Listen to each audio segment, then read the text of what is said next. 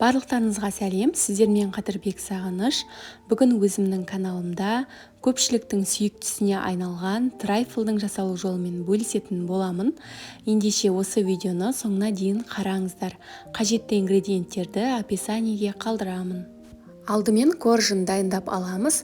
Ол үшін бізге бөлме температурасындағы немесе ерітілген сары май қажет болады. Қантты қосып, екеуін бірге миксерлеп аламыз.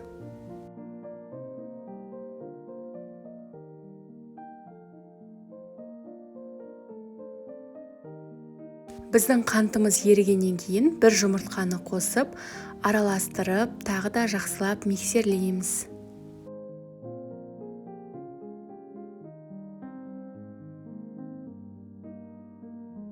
Осы қоспамыздың үстіне бөлме температурасындағы сүт және де ұн, какао міндетті түрде електен өткізуіміз қажет, ұнды да, какаоны да, және де қопсытқыш қажет болады. Барлығын жақсылап араластырып, миксерлеп шығамыз.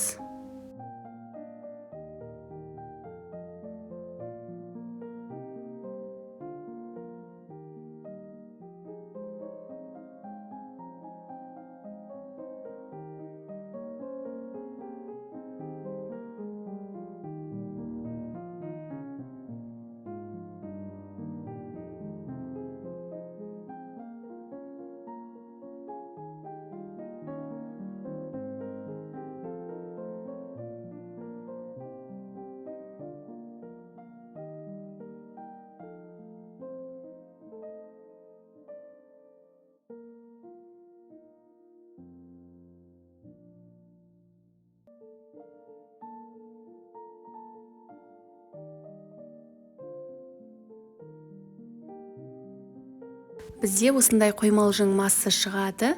Пергамент қағазына құйып, пісіріп аламын, немесе формаға құйып пісірсеңіз де болады. Қызып тұрған пешке 180 градусқа жарты сағат пісіреміз. Ал енді кремін дайындаймыз. Ол үшін бізге сап-салқын 33%-ық сливке қажет болады. Миксердің көмегімен асықпай, кем дегенде 5-6 минут қоюланғанша миксерлеп аламыз.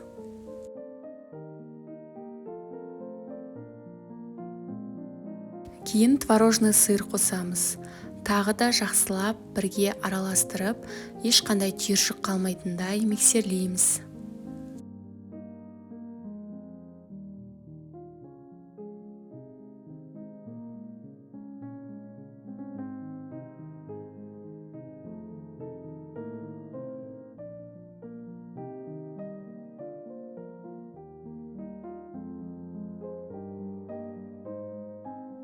Енді қант ұнтағын қосамын, барлығын бірге араластырамыз. Осымен біздің креміміз дайын болады. Қою өзінің формасын ұстайтын крем шығады.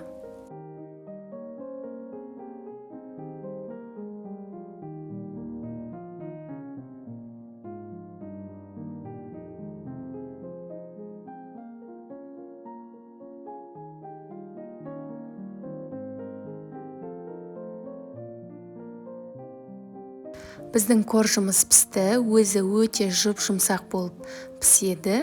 Барлығын видеодағыдай етіп бөлемін, және де өзіме ыңғайлы ыдысқа қолыммен үгітіп аламын. Блендермен үгітсеңіз де болады, дегенмен бұл корж өте жұмсақ, қолмен ақ оңай үгітіледі.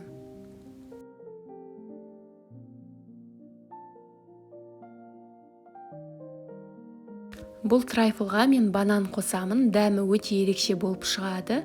Немесе өзіңіз қалаған кез келген жеміс, немесе жидекті турап қоссаңыз болады.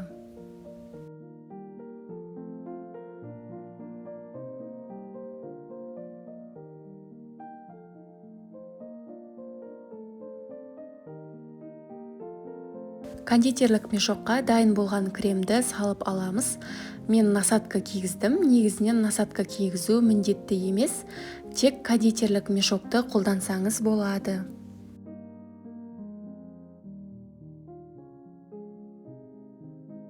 Ал енді трайфлымызды жинақтап бастаймыз. Ең астына коржды орналастырамын. Одан кейін крем, кремнен кейін банан, Бананнан кейін қайтадан корж, сосын крем, дәл осы реттілікпен жасап шығамыз. Видеодағыдай етіп, толықтай қарап жасап алсаңыздар болады.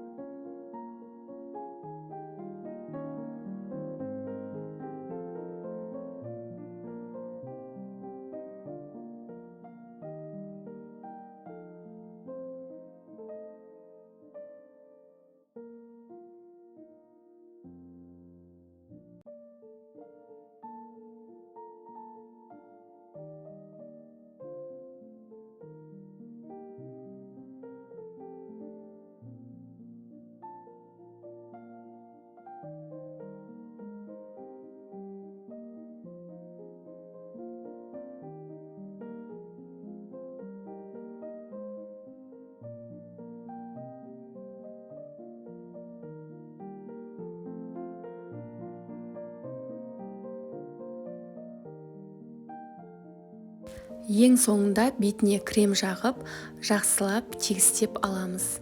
Себебі біз соңынан шоколад құятын боламыз. Қалған корж бен кремді осындай үлкен ыдысқа жасап аламын. Дәл жаңағыдай реттілікпен жасаймын.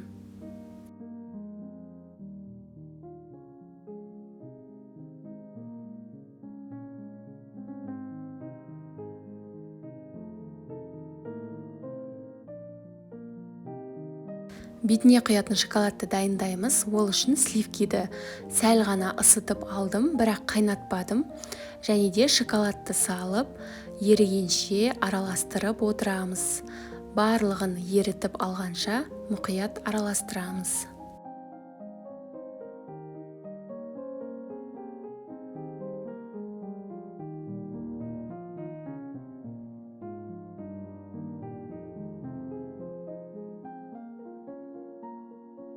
Трайфлдардың бетіне шоколадты мұқияттап тегістеп құйып шығамыз.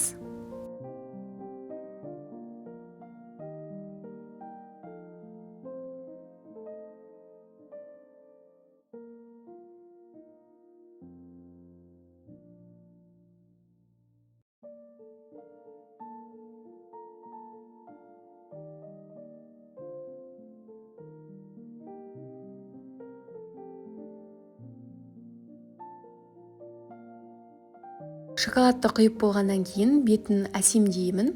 Менде миндальный слайси және де үгітілген жаңғақ. Сіз кез келген жидекті, жемісті немесе түрлі жаңғақтарды қолдансаңыздар болады.